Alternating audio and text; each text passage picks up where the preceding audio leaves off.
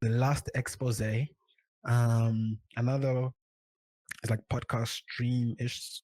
I don't know the classifications like a podcast stream ish.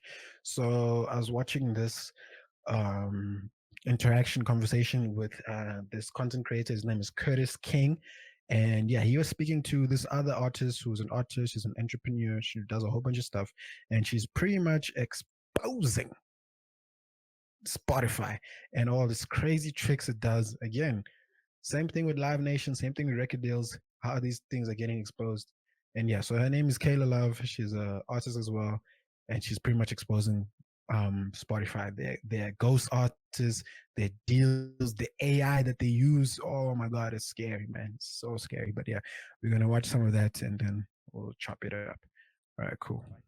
I'm not too familiar. Okay, I'm gonna put you on game, but I need you to put me on game too. What's the old girl's name that you did some deep searching on and found out that was real hottish? Ghost artist. Yeah, but there's so many. Could you explain to the people what a ghost artist is if they've never heard that term before?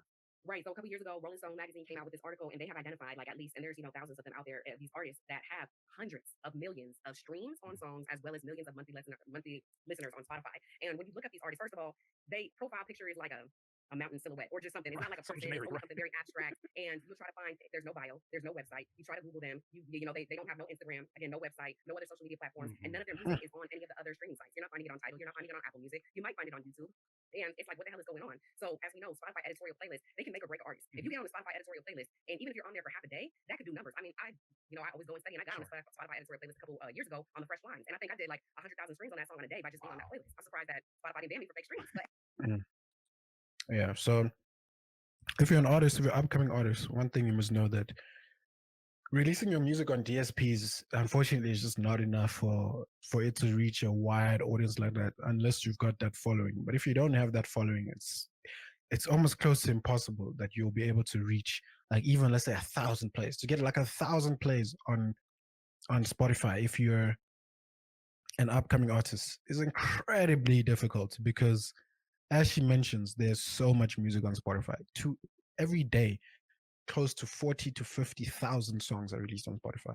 So for you to get for your song to make any sort of dent, for it to reach any amount of ears, you pretty much got to be in the playlist. Your song has to be playlisted, and that's where you're going to get most of your streams from. So when you see this artist release music, oftentimes they'll release it and they'll be in a playlist because that's like label connections.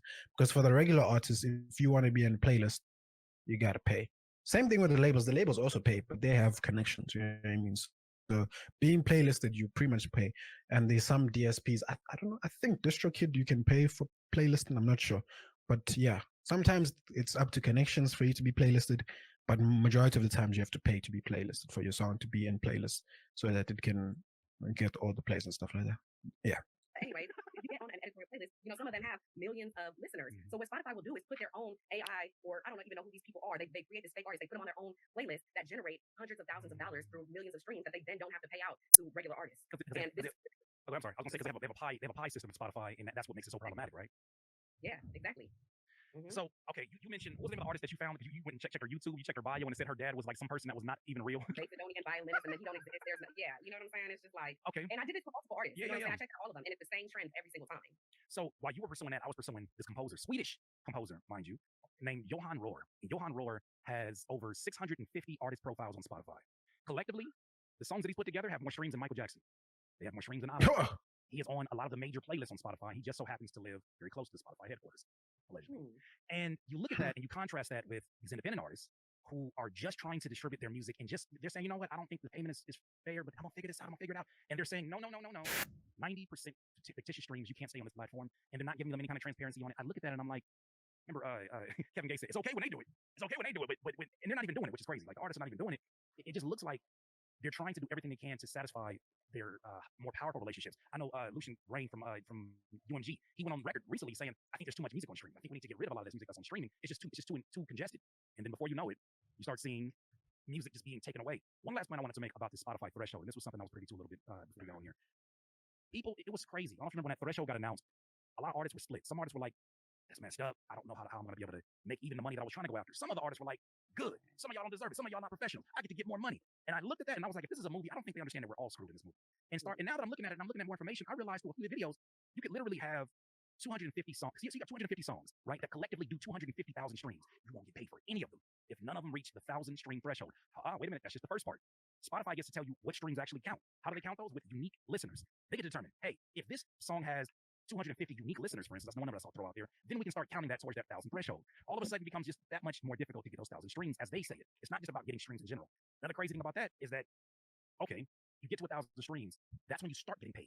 You don't get any back pay for what you've done before. All that traffic you generated, no money for that. You only start getting paid with 1,000 streams. I look at this and I'm just like, I understand that businesses have to cut costs and figure it out at some level of what it is, but it's just like, why does it have to come at the cost of really what's the foundation of the platform? Without the music, what is Spotify? What is any of these streaming platforms? Facts. So I don't want a large rant, but I mean, I don't know if that's necessarily a question, but I just had to get that up because I'm like, this is what a lot of artists are up against.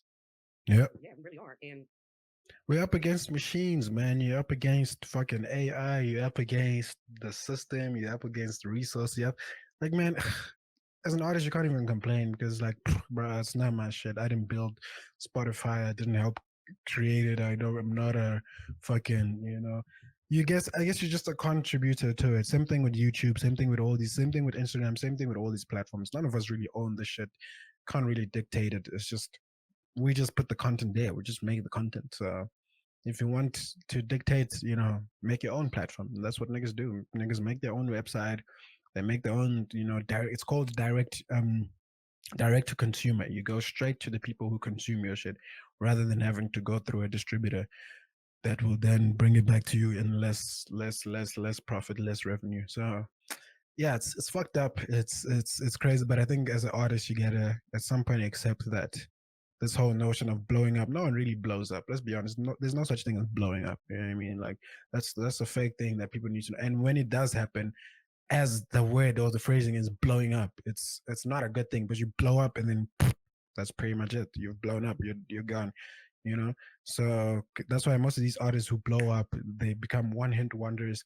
They pop for like 2, 3, 4 years, if they're lucky, and that's because most of the time they have the machine, and the machine is the one that gives them their blow up. The machine is the one that makes them relevant, is the one that gives them numbers, is the one that gives them clout, fame, and all of that.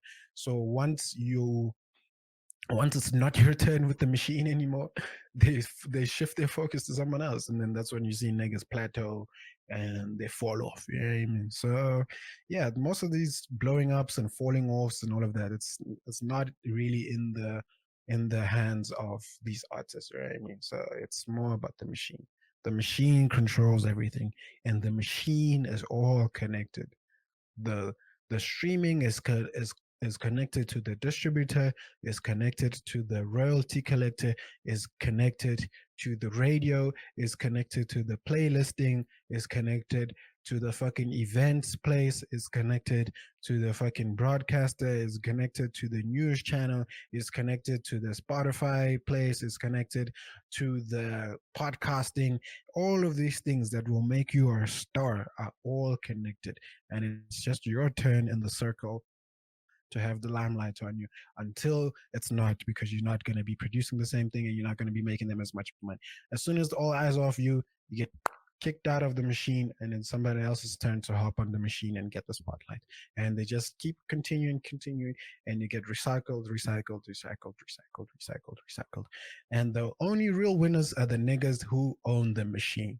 All those big guys who own all these machines, all these Spotify's, all these Apple Music, all the labels, heads, all those are the real winners. The artists, yeah, you may walk away with your advance and your little bit of money here and your little bit of money there, but in the long run, even if it's 10 years later, you're going to end up on the shorter end of the stick. You know what I mean? Obviously, there's other factors. How you, as an artist, obviously are also going to be in but just know that all this shit is just smokes and mirrors, man. It's not real.